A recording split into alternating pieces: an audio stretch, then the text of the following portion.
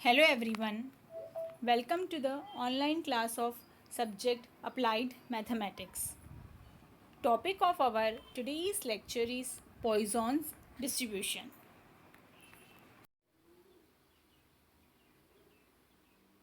So let's see the vision and mission of the college. Excellence in technical education to empower youth. अब mission देखते हैं हम. Impart quality technical education to prepare students with excellent technical skills, develop competent and employable diploma engineers and responsible citizen, strengthen industry institute interaction. So let's see the course outcome. Utilize basic concept of probability distribution to solve elementary engineering problems. So let's see what are the learning outcome. So after watching this video, you will be able to know how to find probability using Poisson distribution method. हमारा second type है Poisson distribution. हमने unit number 5 जो probability distribution start किया है उसमें सब में पहले हमने देखा बाइनोमियल डिस्ट्रीब्यूशन. तो हमारा लास्ट लेक्चर में बाइनोमियल डिस्ट्रीब्यूशन कवर हो चुका है. हमने बाइनोमियल डिस्ट्रीब्यूशन कहाँ पर और किस तरह से यूज़ करते हैं, ठीक है, उसके लिए देख चुके हैं हम. आज हम सीखते हैं पॉइजन डिस्ट्रीब्यूशन. तो पॉइजन डिस्ट्रीब्यूशन फाइंड आउट करना है अगर, ठीक है, तो क्या फॉर्मूला है उसका समय पहले वो देख लेते हैं. अगर पॉइजन डिस्ट्रीब्यूशन फाइंड करना है तो आपके पास पी ऑफ आर है e raise to the power minus m into m raise to the power r divided by r factorial. Okay, यहाँ पर r मतलब आप लोग को पता है जो आपका इवेंट होता है वो, e मतलब एक्सपोनेंशियल टर्म. अब रह गया m. m क्या होता है? m हो जाता है मीन. m हम किसे कहते हैं? m हम कहते हैं मीन को. m इक्वल टू क्या रहता है? मीन. और मीन निकालने का फॉर्मूला क्या होता है? Small n into P. ठीक है, n मतलब नंबर ऑफ ट्रायल्स जो आप लोग को पता है, और p मतलब प्रोबेबिलिटी ऑफ सक्सेस जो भी वो भी आप लोग को पता है. लेकिन हम पॉइजन डिस्ट्रीब्यूशन का यूज़ अब कब करते हैं ये देखते हैं. पॉइजन डिस्ट्रीब्यूशन का यूज़ करते समय हमारे पास जो n और p की वैल्यू रहती है, तो यहाँ पर जो n रहेगा हमारा सब में पहले वो क्या रहता है, उसकी वैल्यू बहुत ही लार्ज रहती है. क्या रहती है? लार्ज रहती है. और जो p रहता है हमारा, उसकी वैल्यू कैसी रहती है? उसकी वैल्यू रहती है स्मॉल रहती है. ओके, तो n की वैल्यू बहुत लार्ज होने की वजह से अगर हम उसी को बाइनोमियल डिस्ट्रीब्यूशन की हेल्प से सॉल्व करना चाहेंगे तो वो कैसा हो जाता है, वो थोड़ा सा उसका जो कैलकुलेशन पोर्शन हो जाता है थोड़ा डिफ़िकल्ट हो जाता है. ठीक है, तो उसकी वजह से हम उसे बाइनोमियल डिस्ट्रीब्यूशन से सॉल्व ना करते हुए क्या करते हैं, पॉइजन डिस्ट्रीब्यूशन से सॉल्व करने के लिए देखते हैं. कंसेप्ट हमारा प्रोबेबिलिटी सॉल्व करते समय, प्रोबेबिलिटी फाइंड करते समय वही है कि कितनी कौन सी चीज़ की क्या संभावना है वो हम निकालते हैं. यहाँ पर भी हम वही करते हैं, लेकिन यहाँ पर जो हमारा नंबर ऑफ ट्रायल है वो क्या हो जाएगा, बहुत ज़्यादा लार्ज हो जाएगा. ओके, तो जब नंबर ऑफ ट्रायल लार्ज हो जाता है उस केस में अगर हम बाइनोमियल डिस्ट्रीब्यूशन अप्लाई करते हैं तो कैलकुलेशन पोर्शन क्या हो जाता है, डिफ़िकल्ट हो जाता है. ओके, तो उसके लिए अब हम बाइनोमियल डिस्ट्रीब्यूशन यूज़ ना करते हुए क्या करेंगे, पॉइजन डिस्ट्रीब्यूशन का यूज़ करेंगे. ओके, तो ये फॉर्मूला है P of R is equal to E raise to the power minus m into m raise to the power r divided by r factorial. तो यहाँ पर हमेशा आपको m निकालना पड़ेगा. m जो होता है हमारा मीन, और मीन हम किस तरह से फाइंड करेंगे, n इंटू पी करके. n का मतलब पता है आप सभी को, नंबर ऑफ ट्रायल्स, और p मतलब प्रोबेबिलिटी ऑफ सक्सेस. और ये जो हमारा r है वो क्या है, नंबर ऑफ इवेंट, ठीक है, नंबर ऑफ सक्सेसफुल इवेंट जो हमें फाइंड करना रहता है। ओके, तो अब हम इस तरह से इसका यूज़ करते हुए एग्जाम्पल सॉल्व करते हैं। Example, the probability of getting an item defective is 0.005. What is the probability that exactly 3 items in a sample of 200 are defective? Given e raised to the power minus 1 equal to 0.3679. Okay, तो देखिए यहाँ पर जो है आप लोग का क्या नंबर ऑफ ट्रायल्स वो बहुत बड़ा है। कितना है नंबर ऑफ ट्रायल्स की वैल्यू लार्ज दी हुई है 200। ओके, कितनी दी हुई है 200। इसीलिए हम क्या करेंगे यहाँ पर पॉइजन डिस्ट्रीब्यूशन का यूज़ करेंगे। और जो आपका probability of getting an item defective is, इसका मतलब कि प्रोबेबिलिटी ऑफ सक्सेस जो पी की वैल्यू है वो क्या है, बहुत ही स्मॉल है। ठीक है, बहुत ही छोटी है। बहुत ही छोटी कैसे दी हुई ऑलरेडी। ओके, पी क्या दिया हुआ है 0.005। कैसा है ये, वेरी स्मॉल। और जो एन है हमारा वो कैसा है, लार्ज। ओके, अभी तक हमारे पास जो एन की वैल्यू थी वो क्या थी 5, 6, 10, 15, 12, बस इतनी ही हमने की है। लेकिन अभी हमारे पास जो एन की वैल्यू है वो क्या है 200। और हमें क्या फाइंड करना है, किसके लिए प्रोबेबिलिटी फाइंड करना है, एग्जैक्टली 3 आइटम्स के लिए। इसका मतलब कि r इक्वल टू क्या है 3 है। तो इसके लिए सब में ज़्यादा सूटेबल कौन सी मेथड रहेंगी, पॉइजन डिस्ट्रीब्यूशन। ठीक है, तो सब में पहले हम पॉइजन डिस्ट्रीब्यूशन यहाँ पर अप्लाई करने से पहले क्या फाइंड करेंगे, मीन फाइंड कर लेंगे। तो मीन किस तरह से हम फाइंड करते हैं, मीन को हम कौन से लेटर से डिनोट करते हैं, एम से। और इसका फॉर्मूला है n इंटू पी। एन की वैल्यू रखेंगे 200 इंटू पी की वैल्यू 0.005। इन दोनों का क्या करूँगी, सिंपली मल्टीप्लिकेशन कर लूँगी। तो इनका मल्टीप्लिकेशन करने पर हमें क्या मिल जा रहा है 1। ठीक है, नहीं आता है तो कैलकुलेटर का यूज़ कर लीजिए। तो m इक्वल टू आपको क्या मिल गया है 1। ये क्या है हमारा मीन की वैल्यू है। अब हम क्या करेंगे, पॉइजन डिस्ट्रीब्यूशन अप्लाई करेंगे।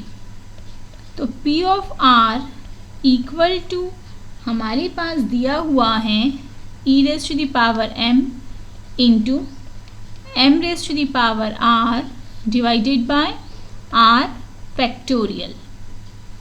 तो e जैसे का वैसा ही रहेगा, माइनस m की जगह m की वैल्यू रखिए 1 इंटू फिर से m की वैल्यू रखेंगे 1, पावर में है r की वैल्यू है हमारे पास 3 डिवाइडेड बाय 3 फैक्टोरियल।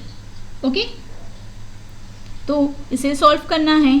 तो सब में पहले देखिए आप लोगों के पास गिवन में e raise to the power -1 already दिया हुआ है। तो वो वैल्यू हमें e raise to the power -1 के लिए पुट करना है, जो कि है 0.3679। Okay, 0.3679 into 3 raise to the power 1 मतलब 1 रेज़ टू द पावर 3 मतलब 1 के ऊपर पावर में कुछ भी रहे तो वो क्या हो जाता है 1 हो जाता है, एनी नंबर रहे तो। ओके, और 3 फैक्टोरियल का मतलब क्या होता है 3 इंटू 2 इंटू 1 फैक्टोरियल, और 1 फैक्टोरियल होता है 1, जो कि हमने ऑलरेडी फर्स्ट वाले वीडियो में देखा है। नहीं आता है तो सिंपली क्या कर सकते हो, आप लोग कैलकुलेटर का यूज़ कर सकते हो। बट ये एकदम सिंपल जो मैंने ऑलरेडी आपको बताया है ये आप लोग ट्राई करेंगे। ओके, और हमने न्यूमरेटर में 0.3679 को 1 से मल्टीप्लाई कर दिया तो वो क्या रह जाएगा 0.3679। ओके, तो यहाँ पर मल्टीप्लाई बाय 1 लिखने की ज़रूरत नहीं है। और हम यहाँ पर 3 फैक्टोरियल को सॉल्व कर लेंगे तो हमें क्या मिलेगा 6। 3 × 2 1 और 1 फैक्टोरियल की वैल्यू होती है 1। या फिर डायरेक्टली कैलकुलेटर में एंटर कर सकते हो। कैसे करना पड़ता है, 3 दबाओगे। 3 दबाने के बाद में आपके इसमें मोड के नीचे में एक बटन रहती है जिसमें x फैक्टोरियल लिखा हुआ रहता है। ओके, वेट अभी आपको बताते हैं। तो उससे प्रेस करके एंटर करने से क्या मिल जाएगा आपको डायरेक्टली 3 फैक्टोरियल की वैल्यू। तो उस वैल्यू को हमें यहाँ पर डिनोमिनेटर में लिख देना है। और ये सिंपली डिवीज़न करना सभी को आता है, ठीक है। सिंपली हम क्या कर देंगे, डिवाइड कर देंगे। तो इससे हमें डिवाइड किया तो हमें क्या मिलेगा 0.0613। तो हमें यहाँ पर चाहिए था 3 फैक्टोरियल। ओके, अगर आपको इस 3 फैक्टोरियल की वैल्यू फाइंड करना नहीं आया किस तरह से करते हैं तो आप लोग क्या करेंगे, कैलकुलेटर की हेल्प लेंगे, ठीक है। तो देखिए किस तरह से करना है। आपको क्या करना है, सिंपली जो भी फैक्टोरियल निकालना है सब में पहले वो नंबर दबाना। हमें 3 फैक्टोरियल निकालना है तो हमने 3 को प्रेस किया। फैक्टोरियल के लिए मोड के नीचे के जो बटन है यहाँ पर आप लोग देखेंगे तो यहाँ पर आप लोग को दिखाई देगा कि गोल्डन कलर से x फैक्टोरियल लिखा हुआ है। ओके, तो मैंने आपको पहले भी बताया है जिस कलर से लिखा हुआ रहता है, गोल्डन कलर से लिखा है तो उसके लिए हमेशा आपको शिफ्ट की बटन दबाना है और फिर इस बटन को प्रेस करना है। तो देखिए हमारा वहाँ पर फैक्टोरियल का साइन आ गया, ठीक है। उसके बाद अब हम इक्वल टू की बटन को प्रेस कर देंगे तो 3 फैक्टोरियल इक्वल टू क्या मिल गया 6। वही हमने क्या किया था यहाँ पर इस एग्जाम्पल में यहाँ पर रखा है। ओके, तो हमने ये वैल्यू यहाँ पर पुट कर दी है, ठीक है। और डिवीज़न करना आप सभी को आता है। फिर हमने डिवाइड करके डायरेक्टली क्या लिख दिया है यहाँ पर हमारा आंसर। यहाँ पर भी हमेशा याद रखेंगे जो प्रोबेबिलिटी है वो हमेशा आपकी 1 से कम रहेंगी, कभी 1 से ज़्यादा आपका आंसर नहीं आएगा। अगर ऐसा होता है तो इसका मतलब कि कहीं ना कहीं क्या हुआ है, कुछ ना कुछ मिस्टेक हो गया है। ओके, तो ध्यान से देखिए, समझिए, वही कंसेप्ट है, कुछ ज़्यादा चेंज नहीं है। सिर्फ पॉइसन डिस्ट्रीब्यूशन कब अप्लाई करना है इस बात का ध्यान रखिए। ओके, प्रॉपरली वैल्यू को पुट करना सीखिए। m फाइंड करना पड़ेगा आपको हमेशा यहाँ पर। ओके, और e raise to the power की वैल्यू गिवन रहेंगी। बट अगर बाई चांस गिवन नहीं है और आपको e raise to the power, यहाँ पर जो e raise to the power -1 दिया हुआ है, अगर वो फाइंड करना है तो किस तरह से फाइंड करोगे आप वो देखिए, ठीक है।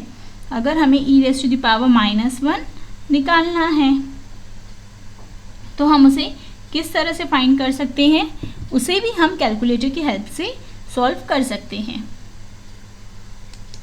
तो ये आप लोग फिर से बैक कर दीजिए।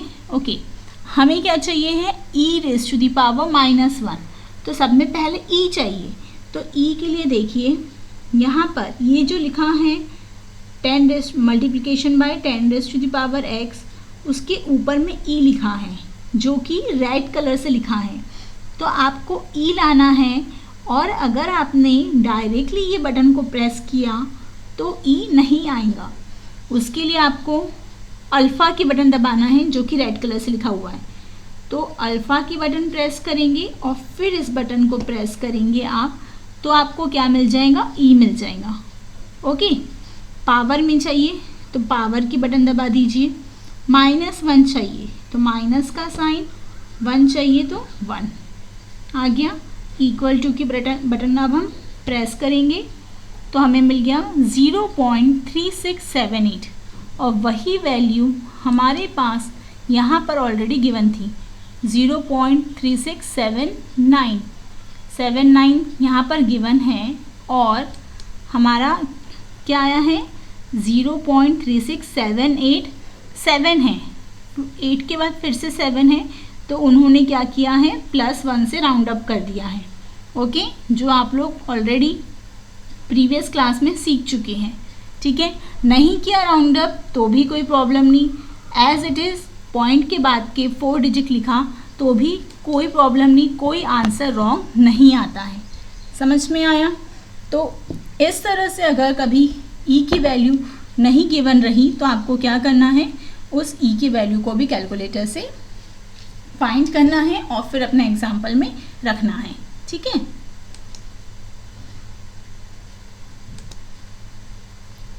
यह आप लोग के लिए प्रैक्टिस क्वेश्चन है। सेकेंड वाले एग्जाम्पल में दिया हुआ है नन इज डिफेक्टिव। नन का मतलब एक भी डिफेक्टिव नहीं है। इट मीन्स कि r इक्वल टू 0 के लिए आपको प्रोबेबिलिटी फाइंड करना है। ओके, और साथ में 5 बल्ब्स आर डिफेक्टिव भी दिया है, तो r इक्वल टू 5 के लिए भी आपको प्रोबेबिलिटी फाइंड करना है।